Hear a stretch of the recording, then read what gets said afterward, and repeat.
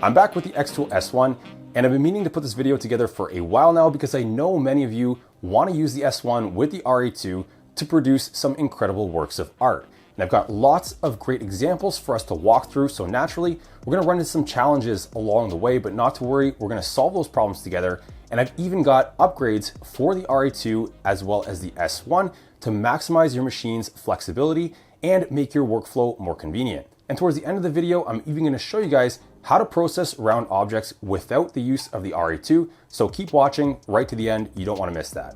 Let's go.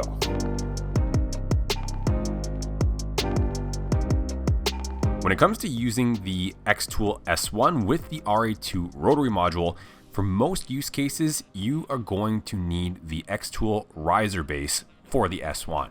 Because of the limited height inside of the S1, there's very little that you can do with the RA2 Rotary module without this riser base. So here we're going to start by installing the XTOOL S1 riser base, and I'm going to show you guys how to do that. When unboxing the XTOOL riser base, there's actually not a lot to it. There's a few main frame components and they're all labeled very clearly. You get a few extra things like some hardware as well as some gaskets, and you should be able to assemble this whole thing with a single tool. In the instruction manual, it tells you to lay out all of the frame components just like this. So the one labeled L goes on the left-hand side, R on the right-hand side, B goes to the back, and F sits at the front closest to you. The front and back panels have these hinges, and there's bars on these hinges that flip out, and when you flip them onto the left and right-hand side frame components, there's a hole on the left-hand side, and there's an open slot on the right-hand side that line up with holes on the left and right hand side frame members. And this is where we can thread in the M3x8 socket head cap screws. Now you're going to want to thread these things in, but you are not going to want to completely tighten them down just yet. Just leave them a half turn loose so that later, once we put the S1 on top of this frame, we can make any minor adjustments necessary to get the feet from the S1 lined up with the top of the frame. And if it wasn't entirely clear in the previous clip, I added a little bit of extra lighting here so you can see how on the right hand side at the front there is the slot in that frame member there, and on the back that slot's actually located on the left hand side. With those screws in place, we can now open and close these access doors at the front and the back, and these can be used to pass through longer and thinner work pieces, as well as to be used with the automatic material feeder, which we won't be covering in this video, but is a nice accessory for the S1. Now, before we put our S1 on top of the riser base, when you open up your XTOOL S1, you'll see these screws on the inside that hold this bottom pan in place. We're going to be going around and removing all of these screws, and now this pan can simply be lifted up and out of the inside of your S1. Don't forget to take those screws and put them aside somewhere safe where you won't lose them, because later on, if you ever want to install that pan again, you're going to need them. This pan, or I've heard some people refer to it as the cookie sheet, can be installed into the riser base. So there's little runners along the left and right hand side frame members where you can, just kind of like you do inside of your oven at home, you'd take those racks and you'd insert them on those runners at different heights. But if you have some tall materials that you're working with and you need the maximum height, the pan can be completely removed. And if you want to protect the top of your table or work surface, I've got a link in the video description down below to these very affordable silicone mats that do a great job of protecting your work surface. And at this point, we're ready to lift up our XTOOL S1 and carefully place it on top of the riser base. The feet at the bottom of the S1 will sit in the pockets at the top of the riser base. Inside of your S1, there were holes that were previously being used for the pan, and those will line up with mounting holes on the top of the riser base. On the left hand side, the one right in the middle gets one special screw. It's the longest screw in the hardware set that came with the riser base, and the rest of the screws, both on the left and right hand side that came with the riser base, are a bit shorter and all the same length. On the front and back doors, you may notice a slight gap between the doors and the bottom of your S1, and that's where we can apply the foam gasket with the adhesive backing, and it'll take up that gap and hopefully prevent smoke and fumes from escaping. And if we're happy with the overall fit and finish, we can now tighten down those 4 screws that we left half loose at the beginning in each of the interior 4 corners of the riser base. You can also make adjustments to how far those door panels stick out or get pushed in. So there's a soft close magnetic latch, and if you turn it clockwise, it threads inwards, counterclockwise, it threads outwards, you can sort of push that door in and out so you get a nicer finish to the front of your machine. And that's just how easy it is to install the riser base. And of course, this video is going to be based around the use of the RA2. So we'll put the RA2 in the middle of our work area, and we'll connect the USB cable from the RA2 to the port on the front inside face of the XTOOL S1. Now I'm going to borrow some video clips here from my F1 Ultra video, so that's why you'll see that machine in the background. And I'm going to go over the limitations to the RA2 module itself and how we can solve those. So right now you can see I've got the RA2 module assembled in chuck mode. You can see that there's one extra gray piece there. We'll get to that in a minute, but otherwise this is the standard RA2 kit in chuck mode. But if you guys have worked with circular workpieces before, you'll know that the chuck is much more flexible than the rollers, because of course with the rollers you would never be able to engrave things with handles. Objects with handles would not be able to rotate continuously on the rollers as they would hit, and it's also the case here with the standard RA2 kit. The handles oftentimes hit the bottom base. And this is even more so the case with much larger workpieces like these 40-ounce tumblers and water bottles that are very popular right now. There's absolutely no chance this thing is rotating all around. So right away, that's problem one. The other challenge that you'll run into is working with tapered tumblers and mugs. These are very challenging to do with the rollers. Once you start rolling the tapered surface on the rollers, it'll want to walk down the rollers and move. And even here on the chuck, the tapered surface is not parallel with the machine, and this is going to skew your graphic or image. Therefore, if you want to address these issues plus many more, and you want to use that RA2 with the S1 with maximum flexibility, then you're going to want to use the tilt mechanism that I've got specifically made for the XTOOL S1. If you've watched my other videos, you know I've got kits for the D1 Pro, the F1, as well as the F1 Ultra. But what you're looking at right now is what's included with the S1 specific kit. And I'm going to walk you guys through how to assemble it on your RA2, and then we'll go through all of the examples and I'll show you how it's going to solve all of those aforementioned problems. And so the very first thing we need to do here is some minor disassembly of your RA2. And at the back of the entire RA2 mechanism, there are these two long M3 button head cap screws, and you're going to want to pull them out and put them aside and keep them because we're going to need them in the next step here. We're going to be attaching the entire RA2 rotary chuck module to the tilt mechanism body. There's a marking on the tilt body that says chuck side, and you're going to line that up with the chuck side of the RA2 body, and you're going to be reusing the exact same holes that you pulled those long M3 button head cap screws out of, and you're going to be lining those up with the holes on the tilt body. The long M3 screws go through, and they should pass all the way to the other side, and you can tighten them down. If you're finding that the screws are a little tight to get through, there is a large M5 socket head cap screw on this side of the tilt body, so it's the upper one, that you can give a quarter turn. You don't want to completely loosen it off. You don't want to go more than a half turn, just maybe a quarter turn, and that'll loosen up those rotating arms and give you a little more slack to get the long M3 screws through. However, in most circumstances, you shouldn't have to adjust that M5 screw, but I just wanted to bring that to your attention just in case. Since we normally don't have to make any adjustments to that upper M5 screw, it's the lower one that is going to enable us to tilt the entire RA2 body. And again, you shouldn't really have to touch that upper one. And one other friendly reminder, those M3s at the back, you don't need to over tighten them either. Just get them snug. Now we need to get that entire assembly mounted onto the original RA2 base, and inside of the tilt hardware kit, you'll find these small M3 square nuts, and they'll slide directly into the channels on the RA2 base. And I would recommend you doing it from this side of the base here, where you can seat them flat on this surface, and then you can just draw them in with a screwdriver or an Allen key. Now they are intended to be a fairly snug fit inside of the channel so they don't rotate. So if you're having a hard time getting them in there, try flipping them upside down if they won't fit in one direction. Inside the hardware kit, you'll also find 4 M3x10 socket head cap screws and washers, and this is what we're going to use to mount this assembly to the RA2 base, and those M3 socket head cap screws will thread into the M3 square nuts. At this point in the assembly, you'll just want to start threading them, and you don't necessarily want to tighten them all the way down, because we're going to want to make some adjustments to the position of the rotary module on top of the RA2 base later in this setup. So at this point, this is what your assembly should look like, and note that the chuck is facing the chuck side on the tilt body where there's that text, and it's facing those notches in the RA2 base. This is very important because that RA2 base is asymmetrical.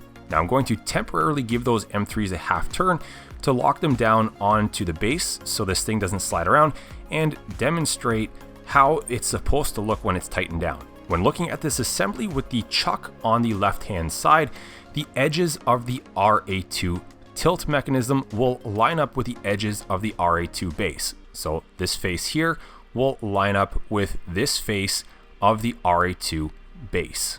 And if you're not entirely confident in getting these things lined up by hand or eye, you can use a speed square as I was just showing in this clip. And one other little upgrade that I've got here that is separate from the tilt kit, but I do find makes life so much easier when doing these round tumblers, is the backstop and bubble level kit.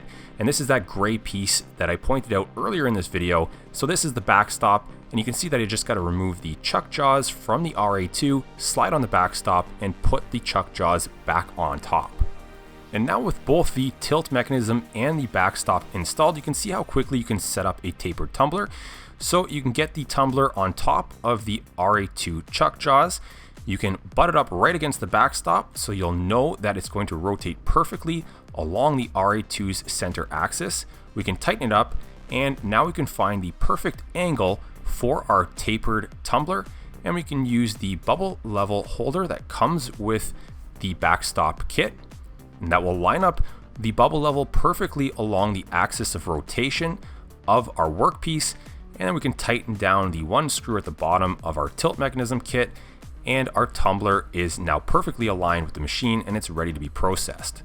Switching over to a workpiece that's not tapered but does have a handle that would have previously hit the RA2 base, you can see that I've got the level on there indicating that the surface of this mug is level, and I've tightened down the tilt kit in the level position, and you can see the tilt kit adds some height, so now the handle no longer hits the base. So now you can see the tilt mechanism kit has already solved a few of our problems. So now we can see how the rest of the pieces in the kit work with the XTOOL S1 to solve problems specific to the S1, such as the requirement for additional height. So the tilt mechanism adds about 30 millimeters of height to the RA2, and so what we've got here are some feet that lift up the riser base off of your table about another additional 30 millimeters. Each of these riser feet has its own label. L1 goes to the front left-hand corner of the machine, L2 to the back left-hand corner, R1 to the front right-hand corner, and R2 to the back right-hand corner. The feet of the S1 riser base sit inside of the pockets of the riser feet, and there's countersunk holes in these feet where you can use number 6 screws to attach them to a wooden table. This is going to ensure that the feet don't move, and it's super easy to get the S1 with the riser base back on top of these feet if you ever have to take them off. Each foot has 2 screws. One can be accessed from the outside of the machine, and the one on the inside can be accessed with the lid open on the XTOOL S1. The whole riser base and machine now just securely sit on top of these feet, and now we have the required extra height to compensate for the addition of the tilt mechanism. When using the RA2 inside of the XTOOL S1, it's imperative that you have the x-axis of the laser module lined up with the center axis of rotation of the RA2, but the problem here is of course that the RA2 can just sort of float around inside of the S1. We can use the laser crosshairs or other means of getting the RA2 lined up with the frame, but now that we have those riser feet fixed to the table, one of the things we can do here is use the alignment bracket that comes with the RA2 kit for the S1, and we can also fix that to our table. So now we have a reference for our RA2 module where we can put it in the same spot every single time, and we don't have to struggle with getting it lined up with the x-axis of our machine. Just make sure that when you're installing the alignment bracket, you've accounted for the length of the longest workpiece that you anticipate using. So you see that I had at some point the 40-ounce tumbler in there, and I've moved the laser module to the far left-hand side of the tumbler, plus a little bit of extra space for overshoot. So I know I can engrave that entire 40-ounce tumbler without having to move my bracket again. And one bonus feature of the bracket is you can also use it to quickly align fixtures and jigs. So now we've got a secure, flexible, and repeatable setup. We can get our first workpiece dialed in, and I'm going to use one of these tapered wine tumblers. I've got it set up in the RA2 chuck up against the backstop, and we're going to use the tilt mechanism to tilt it down so that the flat portion of the wine tumbler is going to be level with the XTOOL S1. I can open the front door of the riser base to get my hand through that opening to more easily access the screw at the bottom of the RA2 tilt mechanism to loosen it and then tilt our workpiece downwards and then tighten it once we've got it in the perfect position. So now this is what this setup looks like, and the only thing left to do is to move our gantry in the position where the center of the crosshairs is going to line up perfectly with the center axis of rotation of our workpiece. Now I've just eyeballed it here based on the workpiece as well as the RA2, but I do have a better solution if you keep watching later in this video. So now it's time to hop into XTOOL Creative Space, and we're going to begin by selecting the processing mode. Of course, we need to get ourselves into laser chuck mode. And then I'm going to enter the diameter of the workpiece, which is 86 millimeters. Next, I'm going to bring in my vector graphic, and I'll select that graphic and then select engrave because of course we're going to be engraving this onto our workpiece. And then I'm going to take that graphic and I'm going to center it around the crosshairs icon. If you zoom in a little closer on the graphic, you'll see a small square representing the center of the graphic, and you can use the arrow keys on your keyboard to very lightly nudge that graphic around and get it perfectly centered. Within the XTOOL materials, the closest thing I could find to what I'm using are one of these seafoam stainless steel tumblers. And once I select that, you can see that the power and speed settings have been inherited from those presets, and you'll also notice that the diameter has mysteriously disappeared. I'm going to type that back in at the top, and you may notice that I did make an error there. I typed in 68, should be 86. We'll just ignore that little mistake for now, and then I'll hit auto measure. The center of the tumbler gets probed, and then up in the top there you can see the focal distance of about 31 millimeters. We'll go ahead and start processing this job, and the estimated time to finish this small logo is about 7 or so minutes. And I think what we can do is modify some of these settings and start to play with the power and speed settings. Even with the 40-watt laser module, I felt like 8% was a little bit low, and after inspecting the graphic and even wiping it off, it does look still under-processed to me. So after this job here, I did play around with the power and speed settings, and I'll save you guys from watching me go through that entire process, and I'll cut to the chase. So on this one here, you can see this is where I made that error with the wrong diameter, and this was at 8% at 80 millimeters per second. And this is why the graphic looks so skewed, because I typed in the wrong diameter. Then I went on to change the diameter to 83 millimeters, looks a little more round, and this was 10% power at 80 millimeters per second. So the graphic here is looking a lot better in terms of the height to width ratio. Then here I switched it back to 86 millimeters, and it's looking a little bit narrow, but the power was getting closer to something that I was shooting for in terms of how that stainless steel was coming through. That's 12% power at 80 millimeters per second, but that's still too slow. So then I went ahead and tried 30% power at 400 millimeters per second. This significantly cut the job time down to about 4 minutes instead of 7 minutes. And I thought this was a sweet spot in terms of the power and speed settings. You can see how much nicer the stainless steel looks. It looks a lot more natural. It's not looking any darker or even turning gold or blue. So we're not over processing it. And it certainly doesn't look under processed either. So these should be very good settings, at least if you've got the 40 watt. If you've got the 20 watt module or the 10 watt, you're going to have to make some adjustments and probably increase the power a little. So now we'll move on to a full wrap example, and this is a longer workpiece, but it is cylindrical, not tapered, so I can level out the tilt mechanism, and I'm going to be using the steady rest on the left hand side to ensure that the bottle does not slip out or wobble at all. If you guys aren't using the steady rest for your longer or taller workpieces, I would definitely start trying it out because it does make the entire setup a lot more stable. I'll quickly just double check here that the workpiece is level using this bubble level holder, and then I'll move on to moving the laser crosshairs along the center axis of the workpiece and then moving it all the way down to the bottom of the tumbler. And that's because we're going to be doing a full wrap graphic. So I'm going to be aligning the bottom of the graphic with the crosshairs at the bottom of the workpiece. And in order to size the graphic, I'm going to need to know the diameter of the workpiece as well as the height. It's obviously best if you take those measurements before you fixture your tumbler. And with this bottle, it's about 74 millimeter diameter with roughly 190 millimeter height. And looking through the front door of the riser base, this is what it looks like. We'll get the rest of this setup done within XTOOL Creative Space. And again, we're going to be switching over to the chuck rotary attachment. And up at the top, I'll begin by entering the diameter of 74 millimeters. After that, I'll use the autofocus feature. And one thing you'll notice that's a little different this time around is we've got this green line representing the center axis of rotation. Between the last example that I showed you and this one here, XTOOL Creative Space was updated, so there's a few different new features for the XTOOL S1 within XCS. In terms of processing round workpieces, I don't think there's going to be too much else new here that's going to impact this video, so we'll go ahead and import our graphic now that we've got this green line representing the center axis of rotation. I've already cropped and sized this vector image within Adobe Illustrator such that one of the edges is 190 millimeters. If you guys remember, that is the height of our water bottle. And then the other edge, about 232.5 millimeters, is roughly 3.14 times 74 millimeters, which is the diameter.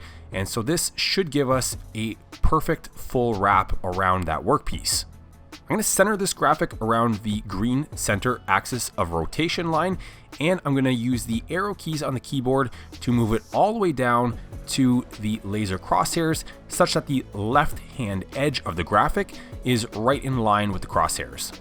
After that, I'm going to go into the XTOOL material library and I'll select a black stainless steel tumbler and check out the engraving settings. So we've got 20% power at 140 millimeters per second. And just like with the previous example, I feel like the power setting is a little low and the speed is also low. So when we go to check out the preview in the process, I get the feeling that this is going to take too long. And just as I had suspected, it's estimating that the total job time is going to be about 4 hours, and that's way too long. And it's actually not just the speed here that's the only thing impacting this job time. Another thing that we can do here to speed up this job is use Control A on the keyboard to select all of the shapes. And you can see that even though that they're grouped into a single group, we can still press the Unite button. And that's going to have a huge impact on the processing time because now instead of the tool head moving around to process each of the individual shapes one at a time, it's going to process the whole thing almost like one big image. Now I'm also going to change the power and speed settings here, so we're going to go back to what we had achieved in the previous example. So 30% power at 400 millimeters per second, and going to be using 200 lines per centimeter.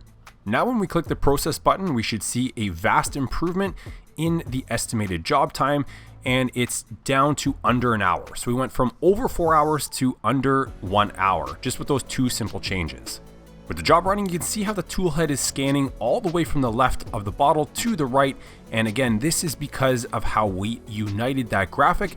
And I think this is also going to have a very positive impact on how the graphic comes out, because if it was doing all of those individual shapes one at a time and the bottle was rotating around a lot in between shapes, there's a possibility that things could slip or move a little bit and the end result might not look quite as nice as this. So now we'll get this thing out of the RA2 and we'll take a closer look. It does need a quick wipe down. The graphic is looking slightly dull, but it will get brighter and more polished looking after cleaning it up. By the way, I also purchased this design off of Etsy. I'll put a link in the video description down below to where I got it from. I have no affiliation with this designer, but I just thought it was really cool. So again, you'll find that link in the video description down below, as well as links to everything else that I'm using or I've mentioned in this video. So be sure to check out the video description. In a moment, we're going to be moving on to the very popular 40-ounce tumblers, but very quickly, I want to just talk about the fact that when we're doing this, we are burning off a layer of paint or powder coat. From my experience, I've noticed that certain brands, colors, or styles smell more than others, and it's really important here that we ventilate the smoke and fumes coming off of these workpieces. Out of the box, the S1 comes with a 3-inch hose adapter at the back of the machine, but a lot of times people want to upgrade to 4-inch hose for a variety of reasons, and I've got a straight 4-inch adapter that fits on the back of the XTOOL S1, reuses the original hardware, and it works very well with 4-inch duct hose. It's very cheap and affordable at long lengths, and I'll put a link to some high quality stuff in the video description down below. Now that adapter that I showed you comes straight off the back of the machine, and depending on where you put your S1, you may need a lower profile adapter if it's pushed up close against the wall. And I've just released a 90-degree adapter for the S1, and it's going to point that exhaust upwards.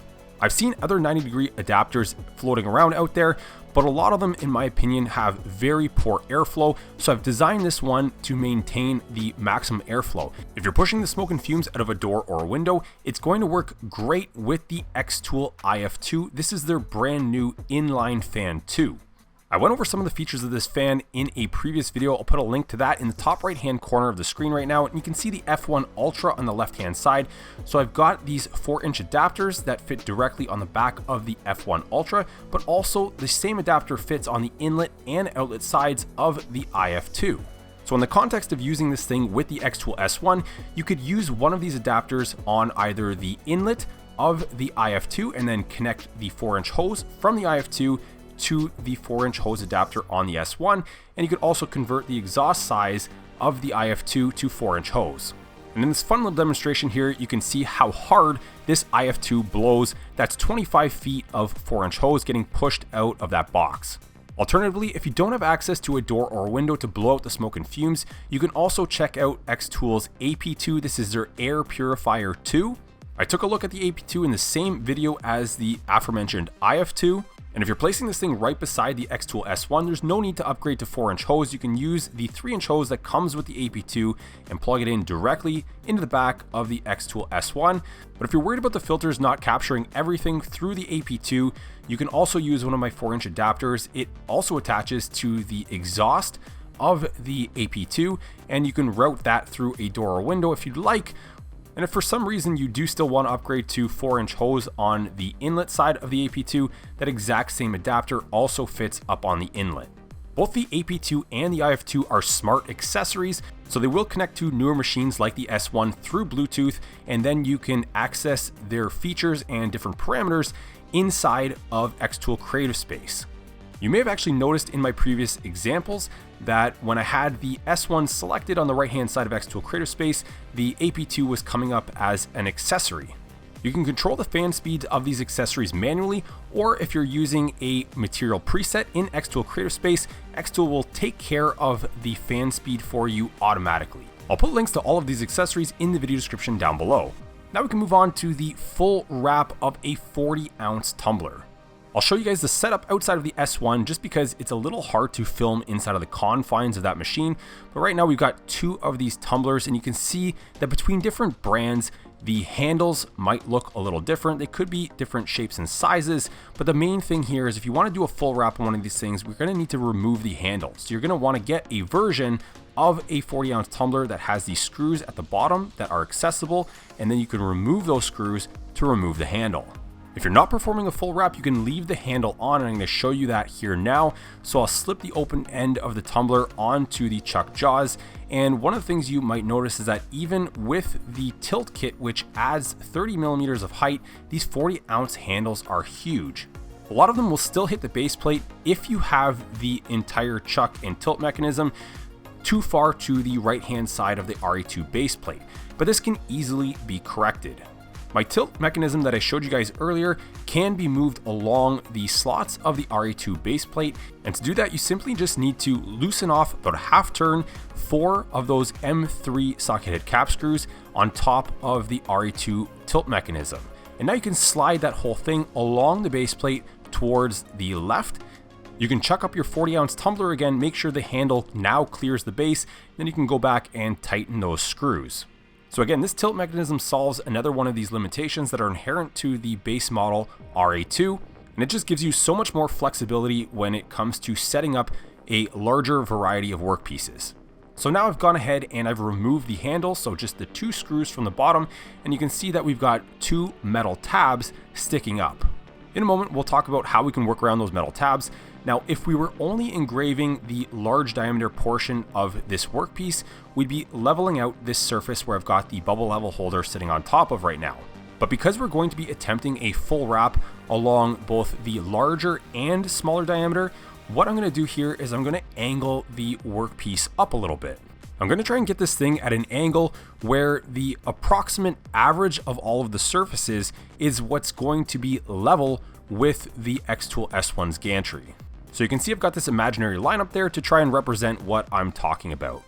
Transferring this setup inside of the machine, you can see that my tumbler has now turned pink, and that's only because black was kind of hard to see in there. So I've got the same tumbler in hot pink, and I have the tabs facing up, and you need to make sure that these tabs are going to clear this bracket beside the laser module. The tabs on this particular brand of tumbler that I have here are about 15 millimeters tall, and those are the tallest ones I've come across.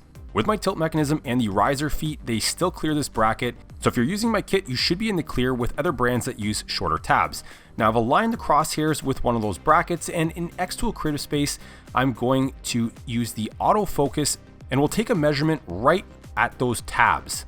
When a job is running, the lowest point of the laser module is about 16 to 17 millimeters above the point at which the autofocus was measured. So it's going to be close, but you will have clearance over those 15 millimeter tabs. In the setup, you'll also notice that I've got the steady rest under the left-hand side of the tumbler, and now I've taken the laser head and I've aligned the crosshairs with the center axis of rotation of this workpiece, and I've moved it all the way to the bottom of the tumbler on the left-hand side. And as with the previous full wrap example, we're going to need to know the diameter of the tumbler. In this case, I'm going to be using the largest diameter. So a lot of these 40-ounce tumblers have a large diameter of about 100 millimeters.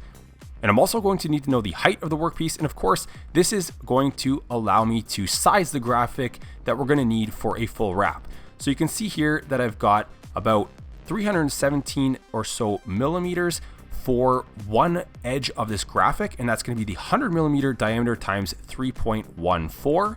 And there's just a little extra in there because this graphic is not a edge-to-edge continuous sort of wrap, so it doesn't need to be extremely precise in that sense. And I've also gone ahead here and selected the entire graphic and performed that little trick that I showed you earlier where I've united all of those shapes. And in this example, instead of centering the graphic around that green center axis of rotation line, I'm going to push it all the way down to the bottom. And that's because it's going to make it easier to align the seam of the graphic with the handle. So in the setup, I've got the tabs facing up, and those tabs are going to align with where the graphic now starts and stops. For this job here, we're going to be using the same power and speed settings as before. So 30% power, 400 millimeters per second, 200 lines per centimeter. And you can see here while the job is running, there's no issues with clearance on those 15 millimeter tall tabs. And this 1 hour and 20 minute job went off perfectly. The full wrap on the 40-ounce tumbler was a success in the sense that we've got the graphic wrapped around the whole thing. It looks pretty seamless. The seam is lined up with where the handle is. However, the power and speed settings look like they could use some work. Even after cleaning this thing up, you can definitely see that there's a difference between the top larger diameter portion and the smaller lower diameter portion of this workpiece, and overall the whole thing just looks a little bit under processed. In its own way, it still kind of looks a little bit cool because you've got this fading effect from the top to the bottom. But I want to try and get something here that looks a lot more uniform.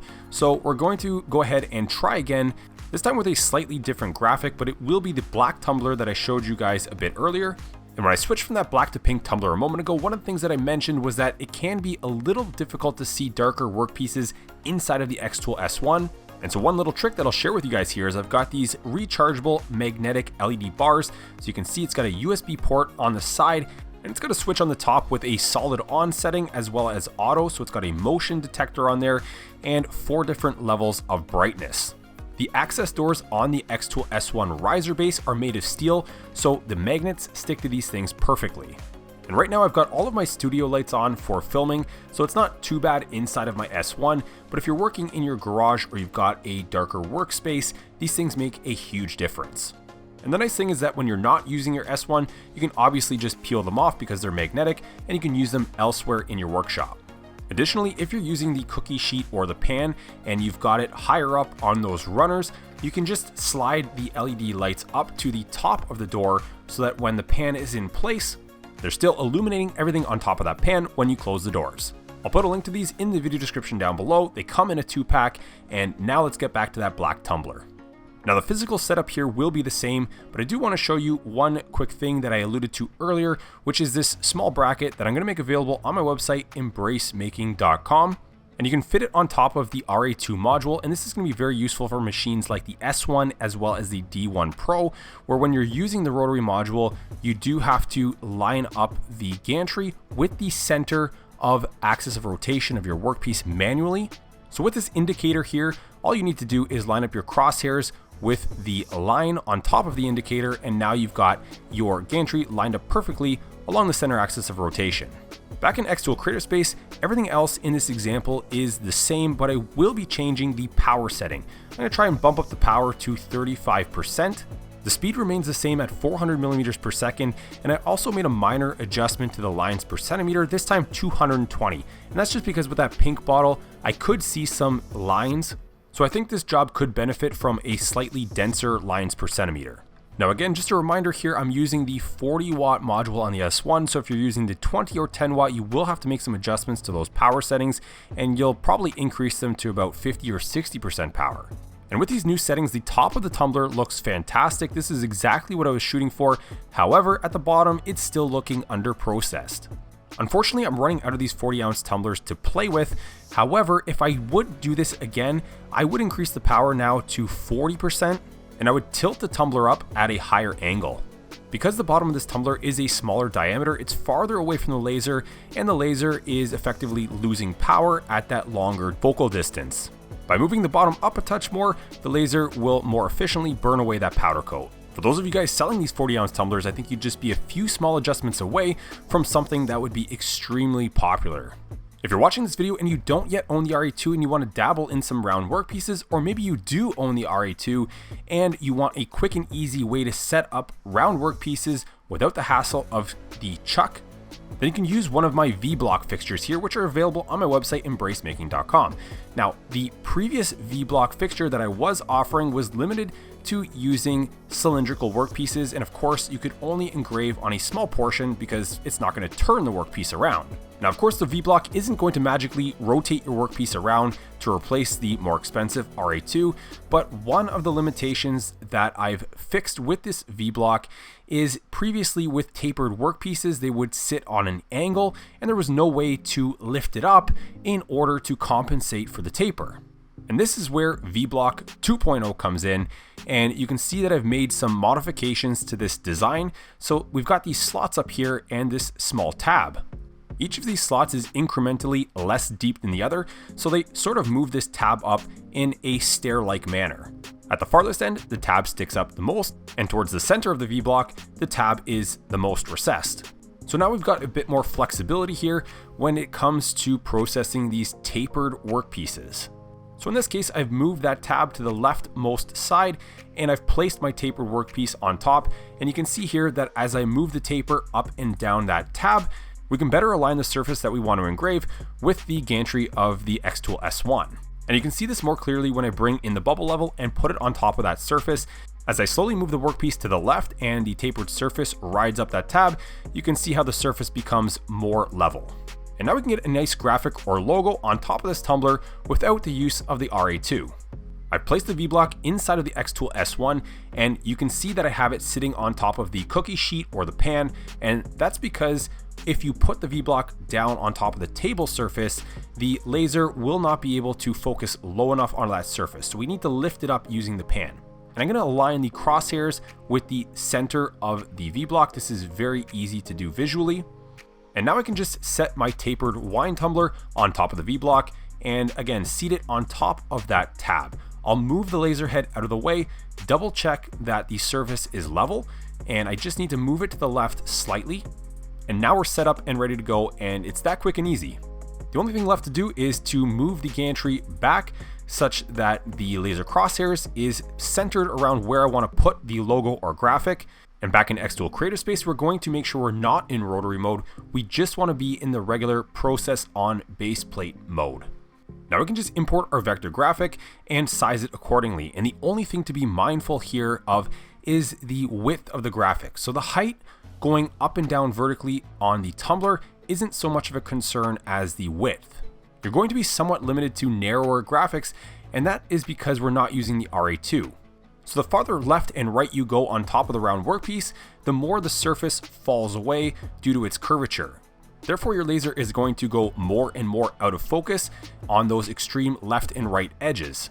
On these smaller wine tumblers, I generally try and limit the width of the graphic to about 40 millimeters, and I find this works out very well. All other aspects of the setup are pretty normal. We can use the autofocus as we would with any other flat piece, and I've got the power and speed settings to our tumbler settings that we've used with many of the previous examples in this video, so 30% power, 400 millimeters per second, and 200 lines per centimeter. And you can see when I clean this thing up, just as I had described, along the left and rightmost edges of the graphic where the surface starts to fall away, you can see it starts to get ever so slightly under processed. I could try and compensate for this by bumping the power just a little bit, but there is one other thing that we can do here. So I've got this tumbler set back up, and of course I've rotated it so the existing graphic is out of the way, and I'll just put a new graphic in there. And what we're going to do this time is we're going to use the auto measure feature just as we did previously, but then I'm going to manually edit the value in the text field up at the top. So I'm going to add about 3/4 to 1 millimeter. A bigger number means that you're moving the laser focus down more. So now as we engrave the outer edges of this graphic, hopefully we're a little more in focus as the surface falls away. I also showed this trick in a previous video where I was using the F1 Ultra and the XTOOL S1 engraving round Christmas ornaments. I'll put a link to that video in the top right hand corner of the screen, but you can see in this example that it did make a difference, and if you're looking to do an even wider graphic, you may want to play with that depth a little more, and you can try adding even 1.5 to 2 millimeters. Just keep in mind that the center of your graphic will now be focused slightly too close. So it's a little bit of a balancing act, but you should be able to find that sweet spot. So that's it for this video. I hope you guys enjoyed all of those examples and perhaps learned something along the way. If you appreciate these tutorials, be sure to subscribe. I have more XTOOL content coming, including more S1 projects. Also, don't forget to check out my website, embracemaking.com, to find all of the upgrades in this video, as well as the video description down below for all of the relevant links. See you guys next time.